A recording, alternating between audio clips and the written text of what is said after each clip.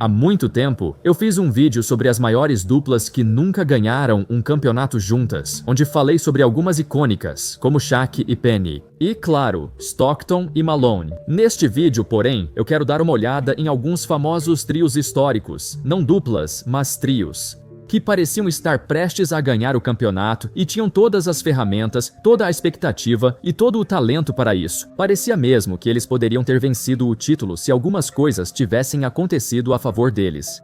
Mas sempre havia um obstáculo aqui e ali que ficava no caminho deles e impedia que eles vencessem. Às vezes, nem era culpa dos próprios jogadores, mas sim da diretoria.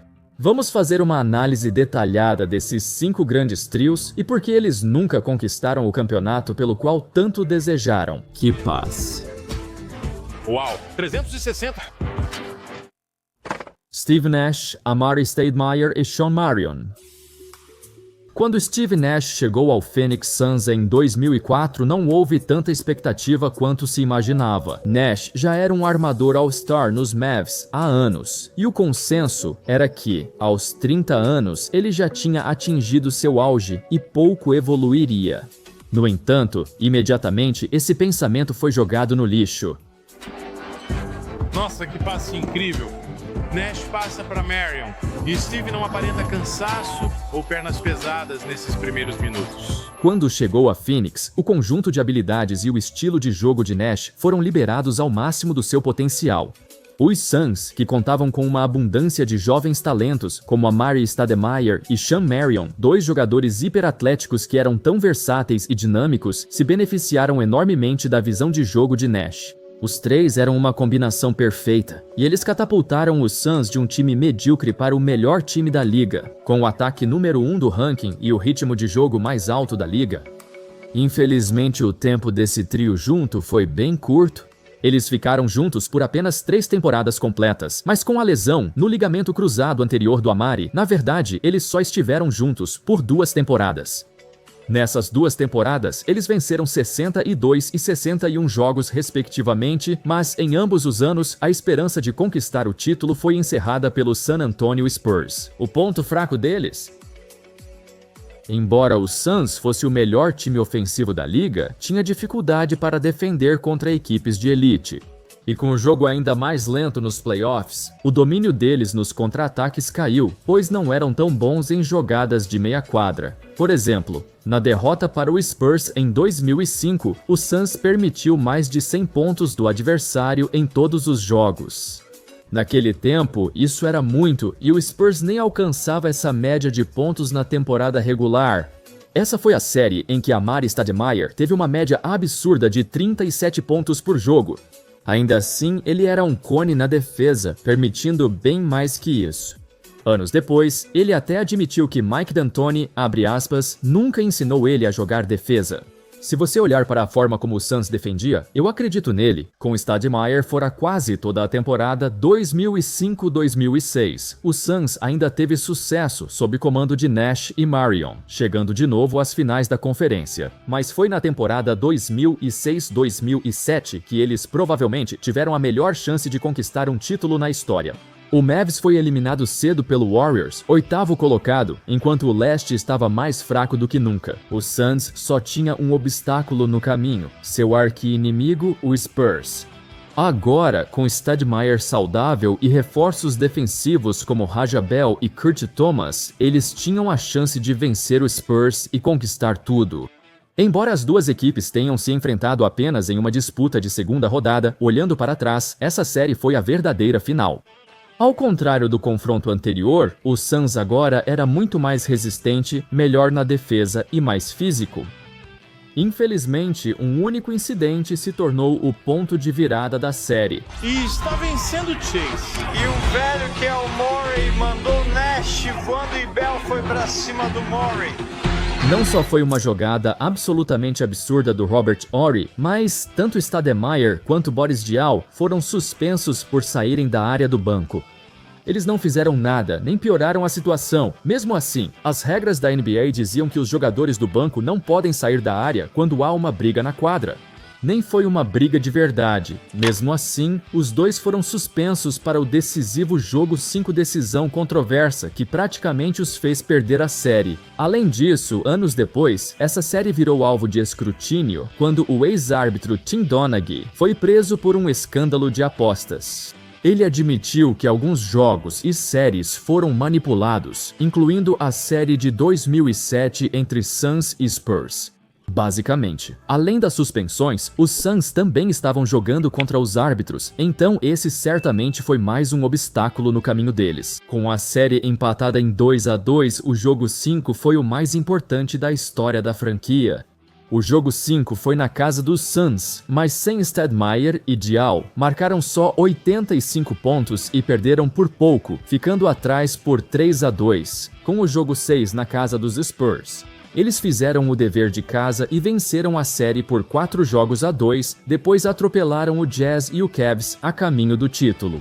Se essa suspensão não tivesse acontecido, havia uma grande chance de serem os Suns levantando aquele troféu, se os Suns tivessem passado pelos Spurs. Com certeza teriam ganhado o título naquele ano, eram bem melhores que o Jazz ou o Cavs.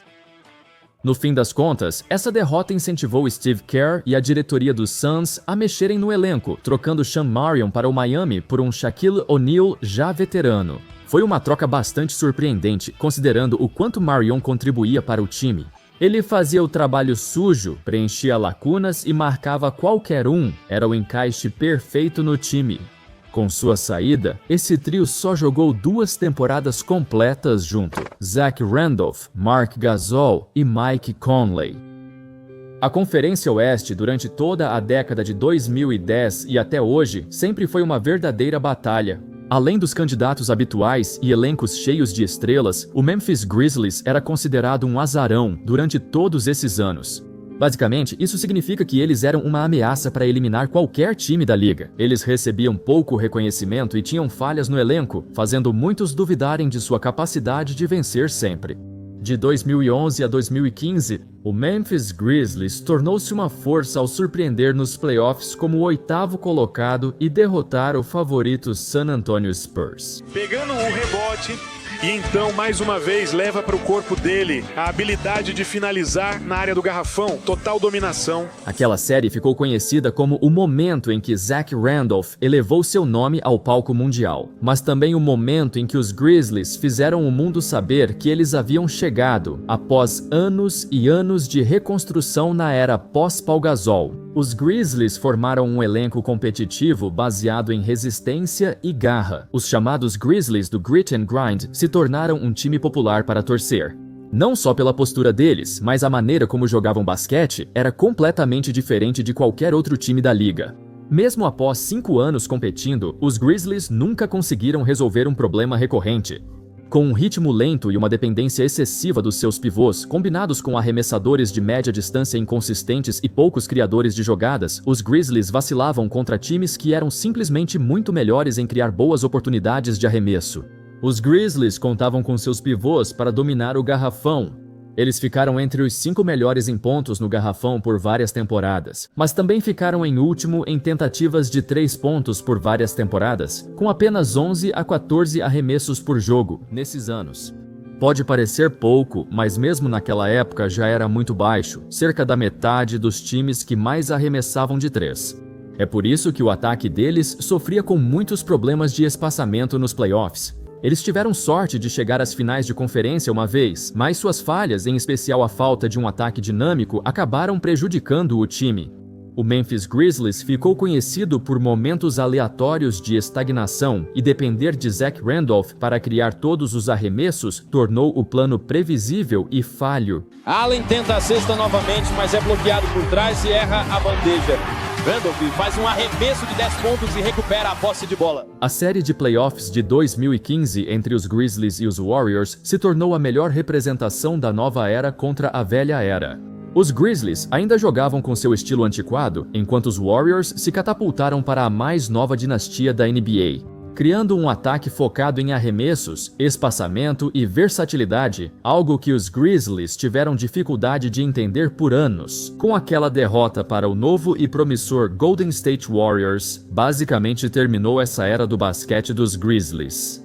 O trio Conley, Gasol e Randolph se tornou, sem dúvida, o melhor da história dos Grizzlies e um dos mais notáveis daquela década da NBA. Só por causa do jeito diferente que eles jogavam em comparação com o resto da liga, Kevin Durant, Russell Westbrook e James Harden. O que resta dizer que ainda não foi dito? 2012, o time mais jovem da NBA nas finais, com superastros de 23 e 22 anos. Bem, acho que Harden ainda não era um superastro. Apesar de serem jovens e estarem em desvantagem contra o Miami Heat, Sam Presti tomou a difícil decisão de deixar Harden sair. Bem, eles conseguiram algo em troca, principalmente Steven Adams, que se tornou uma peça fundamental para o time. Ainda assim, perder a chance de ter 3 superestrelas em ascensão durante todo o auge de suas carreiras, todos eles se tornando jogadores de nível jogador mais valioso, é difícil de engolir. Inicialmente, a saída de Harden não impediu o Oklahoma City de ter sucesso. Eles ainda chegaram várias vezes às finais da Conferência Oeste. E houve alguns anos, especificamente em 2014 e 2016, em que eles estiveram muito perto de chegar às finais novamente, mas ficaram só um pouco aquém. Acredito que com Harden lá, teriam conquistado 1 ou 2 títulos, ou pelo menos mais finais. Mas, por outro lado, talvez se Harden nunca tivesse saído de Oklahoma City, ele não teria se desenvolvido no jogador que acabou se tornando. Liderar seu próprio time e franquia, levando-os o mais longe possível, era uma chance boa demais para recusar. Eu fiquei um pouco hesitante em colocar esse trio no vídeo porque eles são mais um cenário de e se. Olhando para trás, os 3 jovens talentos ainda não tinham se tornado os MVPs que acabariam se tornando, e nunca vimos como eles jogariam juntos em seu auge absoluto. Mas não há dúvida de que eles teriam uma grande chance de conquistar tudo. Chris Paul, Blake Griffin e DeAndre Jordan.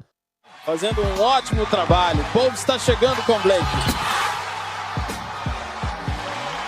Quando Chris Paul foi para os Clippers em 2011, comparo com a chegada de Steve Nash ao Phoenix em 2015.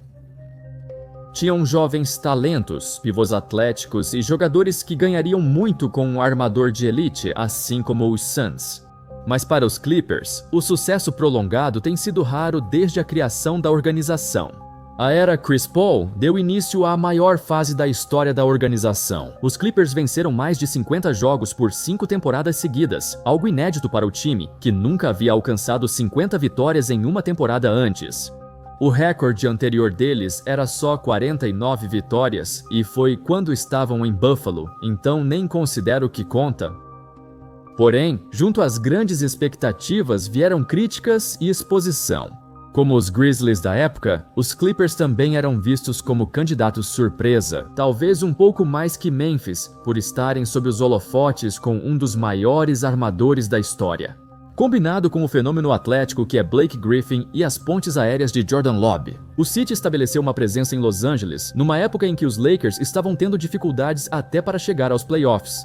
As pessoas começaram a assistir ao empolgante time dos Clippers. E à medida que eles melhoravam cada vez mais, as expectativas também aumentavam cada vez mais.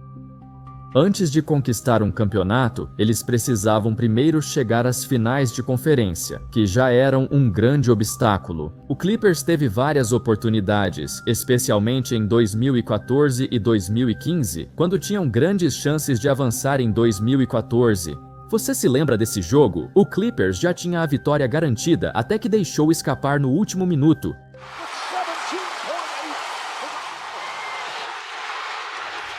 Agora os dois tentando finalizar bem, mas perderam a bola. Oklahoma City Thunder escapou com a série, e então, em 2015, eles abriram 3-1 na série contra o Houston Rockets. Apesar do equilíbrio entre as equipes, perder 3 jogos seguidos e desperdiçar a vantagem foi uma catástrofe. É por isso que o Doc Rivers é conhecido.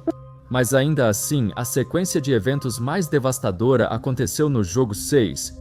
Os Rockets reverteram uma desvantagem de 19 pontos no último quarto, venceram e empataram a série em 3-3 antes de voltar a Houston para o jogo 7. Eles conseguiram isso com James Harden no banco, enquanto o trio principal dos Clippers, em quadra, via suas esperanças de título sumirem novamente. Essa foi a série em que todos na NBA concluíram: a maldição dos Clippers é real, eles sempre amarelão. Chris Paul amarelou, Blake Griffin amarelou. Jordan não consegue acertar um lance livre sequer nesse momento.